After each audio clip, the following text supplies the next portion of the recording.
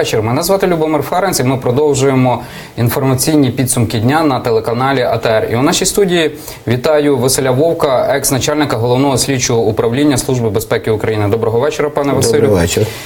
Отже, годину тому закінчився брифінг очільника Служби безпеки України Василя Грицака, і також журналісти запитувалися і про розстріл автомобіля Аміни Укуєвої та Адама Осмаєва. Нагадаю, що учора в 30 кілометрах від Києва в селищі Гливаха був розстріляний джип командира батальйону імені Джохара Дудаєва Адама Осмаєва і його дружини Аміни Укуєвої. Це стало другим замахом на життя подружньої пари за останні 5 місяців.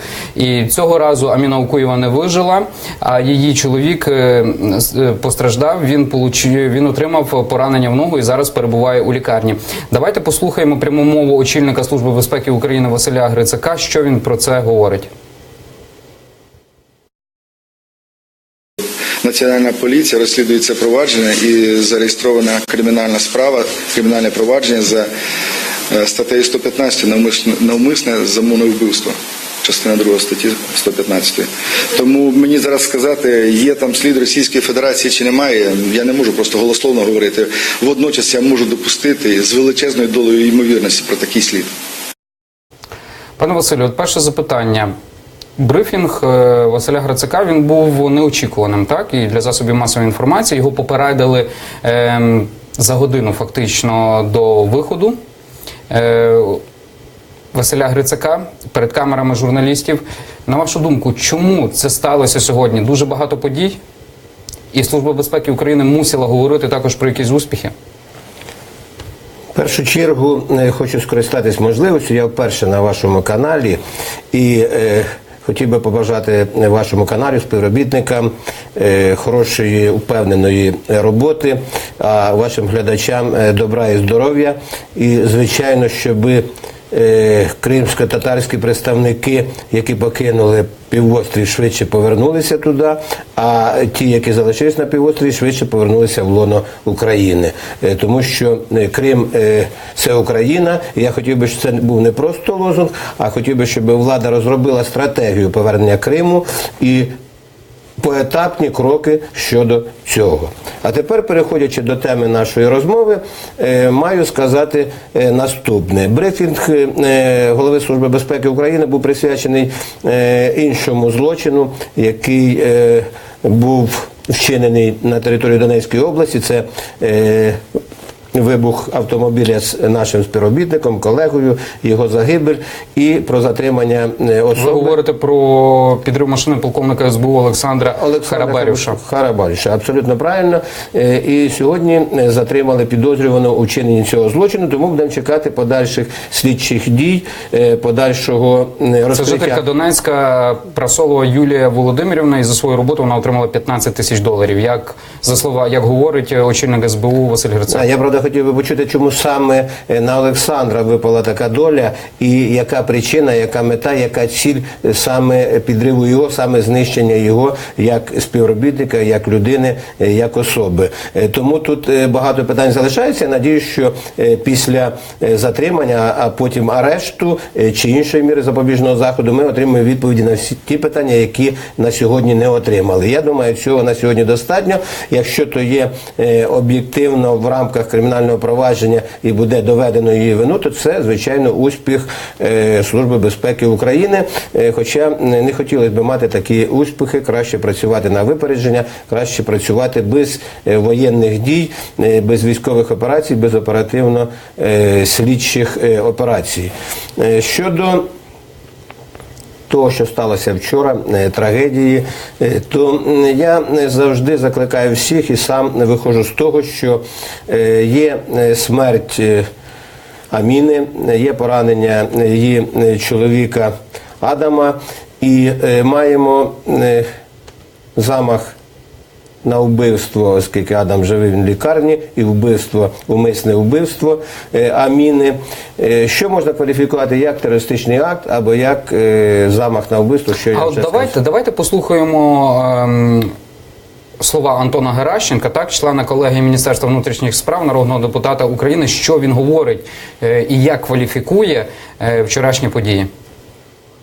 Основних версій дві – це дії російських спецслужб, убивство з метою дестабілізації громадсько-політичної ситуації, створення атмосфери терору і жаху в Україні. А друга – це дії осіб, які перебувають на території Чеченської Республіки. Це помста Адаму за те, що він пішов проти Рамзана Кадирова і його оточення. Дивіться, тут є дуже така тонка грань, так? Якщо події під каналом Еспресо, де загинуло двоє людей, один з них колишній працівник Міністерства внутрішніх справ, а також був поранений народний депутат України Ігор Мосійчук, ця подія кваліфікується як терористичний акт. Тут як вбивство, так, коли ми говоримо про Аміну Окуєву. Однак Антон Геращенко, він говорить, це вбивство з метою дестабілізації ситуації. Якщо ми подивимося Кримінальний кодекс, де є слова з метою дестабілізації громадсько-політичного життя, це ж також можна кваліфікувати як терористичний акт. Чому у цьому випадку не кваліфікується як терористичний акт?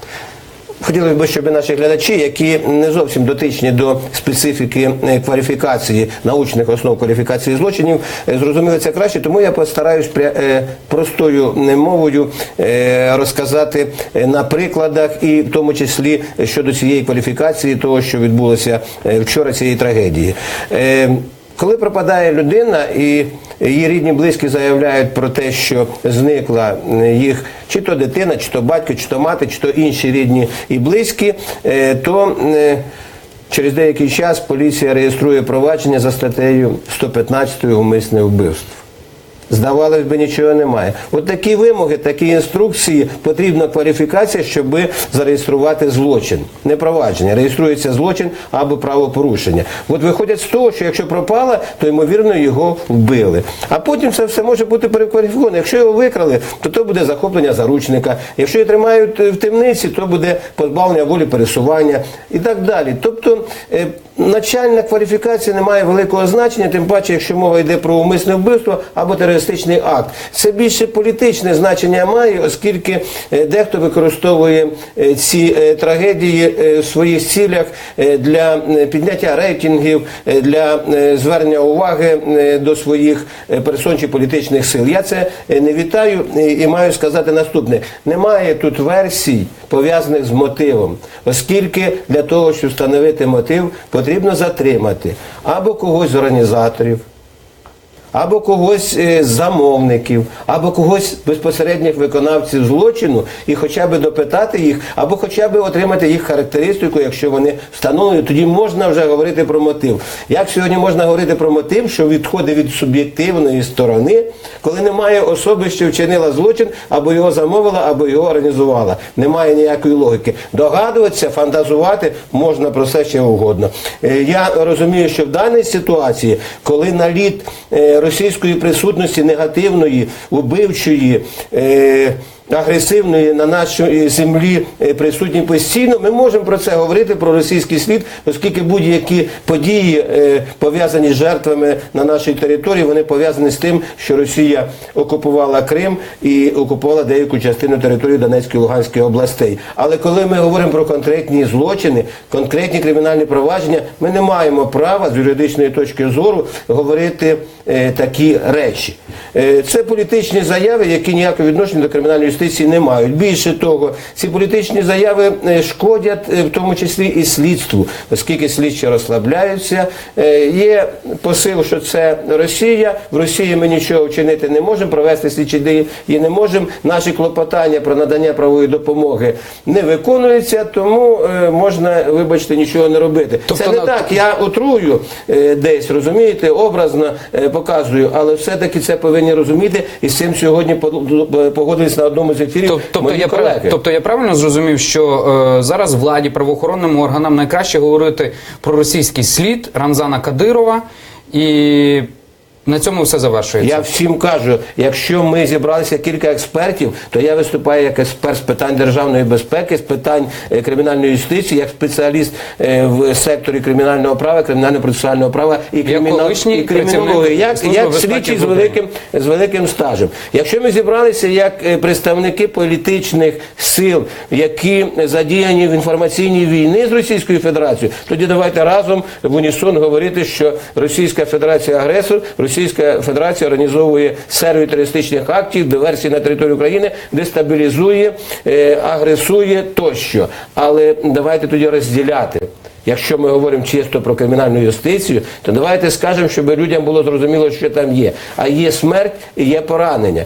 Можна кваліфікувати як завгодно, але давайте проведемо першочергові слідчі дії, встановимо обставини, які мають значення до справи, встановимо, хто міг вчинити цей злочин, і після того давати вже суб'єктивну сторону злочину. Мотив, ціль і мета. Як можна ці складові давати без встановлення особи, яка або замовила, або організувала, або безпосередньо вчинила злочин? Я цього не розумію. На вашу думку, чи потрібно було знімати Державну службу охорони від чи з Аміни Осмаєвої, від Аміни Окуєвої та Адама Осмаєва?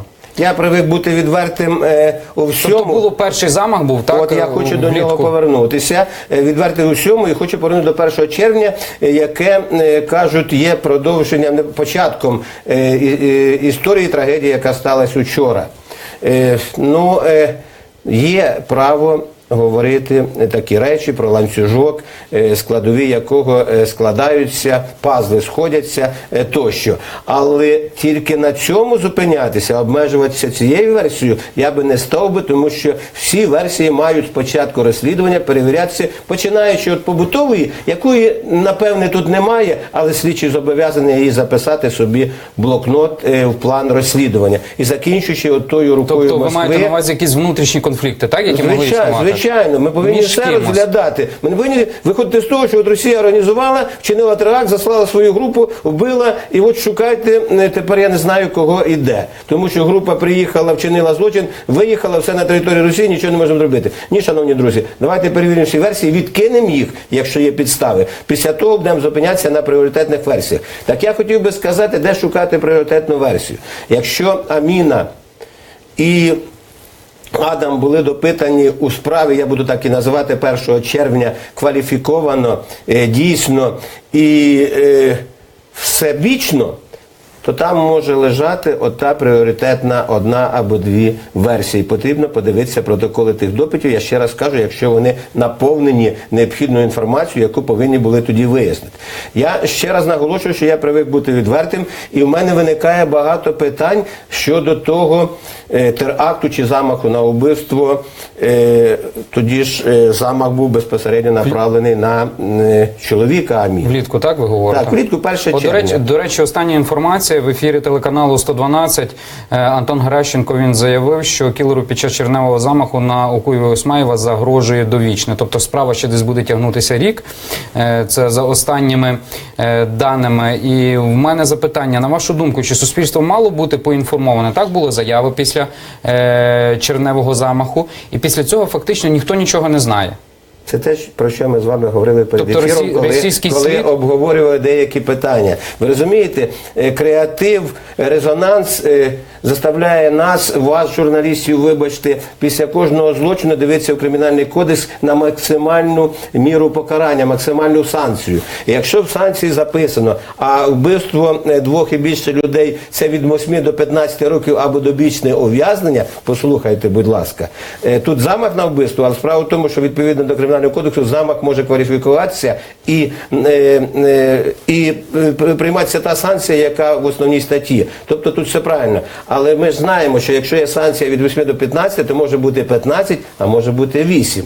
Це на розгляд суду. Вирішити за суд, що йому загрожує, потрібно говорити вже тоді конкретно. Санкція якої встановлює міру покарання від 8 до 15 років або довічне позбавлення волі. Ми любимо подати креатив, подати резонанс, подати якусь сенсацію, тому що люди зразу хватаються за це.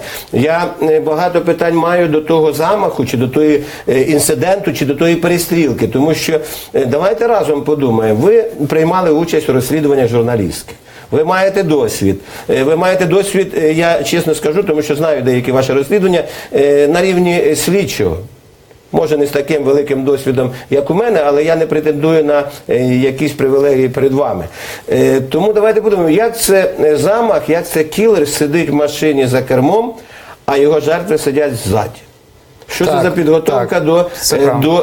Ми говоримо про, щоб наші телеглядачі розуміли, ми говоримо про червневий замах. 1 так. червня. І у мене багато тут питань. Чому сталося? А в мене, знаєте, таке запитання, наприклад, виникає найбільше. От майже кожен день я думаю, і от говорю з людьми, розпитуюся, перед вибухом, який стався біля телеканалу «Еспресо», Ігор Мосійчук попросив охорону.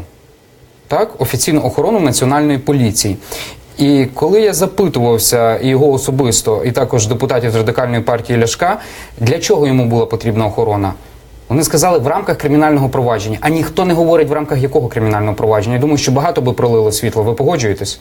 Я погоджуюсь з вами і з вашою логікою ваших думок, але чисто по-людськи, з висоти досвіду, не думаю, верніше впевнений, що тут не було якогось умислу у Мосійчука на те, щоб його охоронник прикрив чи його підставити на смерть. Звичайно, це виключається. Але те, що суспільство, громадськість мають знати, в зв'язку з чим охорона, з якого часу охорона, хто охороняє, тому що, бачите, Вороненкова охороняла розвідка, чи то воєнна, чи то не воєнна. Тут поліція, там СБУ.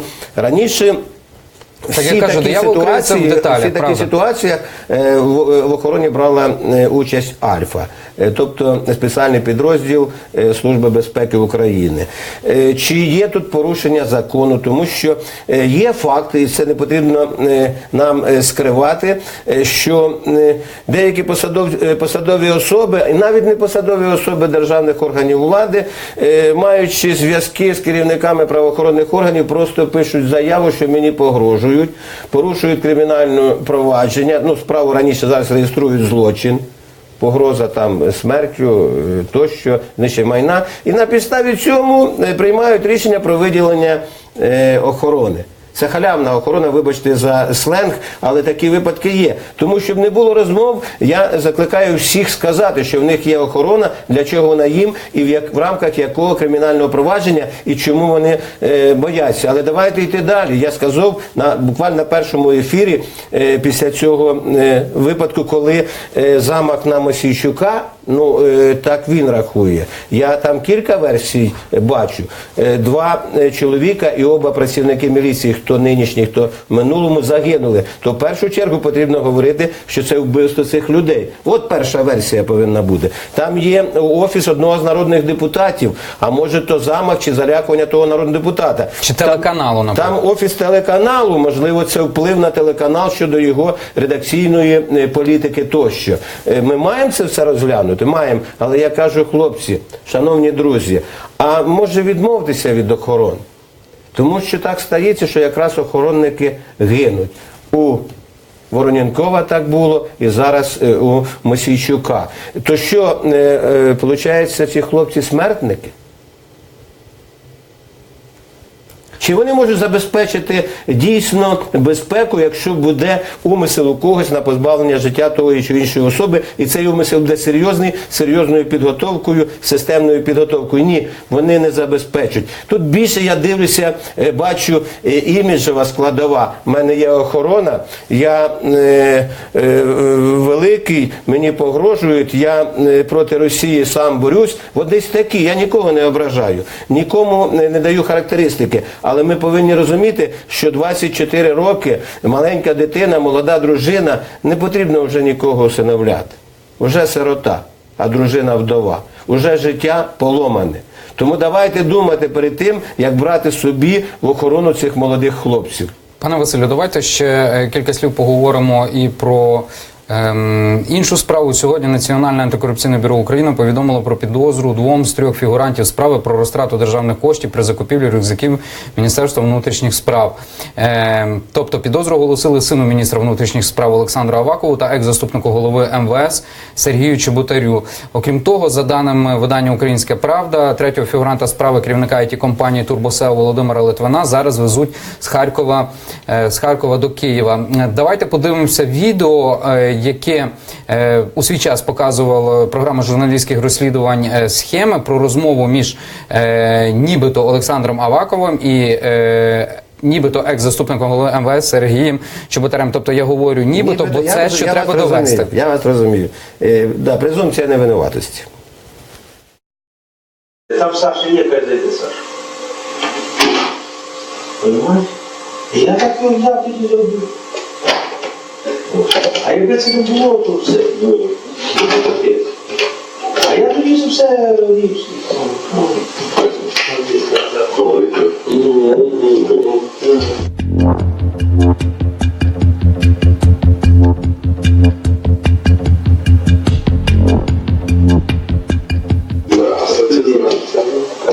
Как дела? Да ничего, как у вас. Сашуль, ну ты знаешь, мы боремся. Сашуль, куда там? Сколько ты на Новый год можешь поставить? Ну, Василий Иванович, Не можешь? Мы же не можем, мы же заказали. Тоді давай так, ты заказывай. Максим, что сделал? Да, ну сухой. Заказывай на следующую партию, сколько там, 2000? Да. Заказывай на 2000, а я сразу после Нового года убиваю. Предоплату сейчас не дадите. Нет, мы же не можем предоплату дать, или надо, чтобы ты нам поставил до Нового года. Если 100 штук поставлю, мне 50% предоплаты не дадите. За что? 100 штук? Тогда один тебе и все рушили. Нет, вот 2000 вы можете дать мне предоплату? Пане Василю, от ми тільки що переглянули відео. Я запитувався про екс-першого заступника Генерального прокурора України Миколи Голомші, хто міг зняти це відео. Він так сказав, в правоохоронних органах є патріоти. Я тепер запитуваюся вас як екс-начальника Головного слідчого управління Служби безпеки України. Це Служба безпеки України? Я вам дам відповідь не як екс-начальник, а як юрист, правник і людина дотична до розслідування і знає, що таке візуальне спостереження і інші спостереження. Патріоти, якщо зробили це відео, то, звичайно, допустимість його до кримінального провадження буде під великим питанням. Тому потрібно бачити, я думаю, суд, якщо він буде зараз розглядати санкції щодо, як кажуть, фігурантів, я це слово не вживаю, але давайте вже так погодимося, цієї справи, то, звичайно, я так розумію, це буде один з основних доказів. Як суд прийме його як допустимий, як легальний, як легалізований, тому що по великому рахунку, якщо це робила спецслужба, скажімо, СБУ, якщо робила, то це секретний матеріал, який повинен бути легалізований шляхом розсекречування матеріалів. Якщо цього немає, суд не прийме. А що розсекречувати? Вже вся країна бачила. Це ми ж його бачили ще раніше. Так. Ми його бачили і рік назад, і 1,5 роки назад, так? Так. Да. Де там копія, де там оригінал, теж складно. Це знову ж таки повинні представити ті, хто надає цей доказ. В даному випадку співробіт детективи НАБУ, я так розумію. Але якщо вже затримали осіб, підозрюваних у вчиненні злочину, я так розумію, розкраданні державного майна, бюджетних коштів, то цього доказу, на мою думку, причому обґрунтовану думку, одного доказу, який під питанням якого легальність, допустимість буде занадто мало. Тому розраховувати на арешт цих осіб я би не став, і як наші люблять експерти десь передбачати, якщо і буде міра запобіжного заходу, то з внесенням залогу. Пане Василю, ви маєте великий досвід роботи у Службі безпеки України, син міністра внутрішніх справ, екс-заступник міністра внутрішніх справ. Наскільки реально справу буде довести до суду? І взагалі, щоб суд довів, що справді ця корупційна складова була? Нереально з двох причин. В нас такі провадження справи, обвинувальні акти не закінчуються обвинувальним вироком. Дуже коротко, у нас 40 секунд. Це раз. Да. По-друге, я впевнений, що достатніх доказів при такій ситуації наразі у НАБУ немає. Хай мене вибачають мої колеги, але я це відчуваю не тому, що відчуваю десь підсвідомо. Дякуємо Василю Вовку, екс-начальнику Головного слідчого управління Служби безпеки України. Мене звати Любомир Ференц, і це був інформаційний вечір на телеканалі АТР.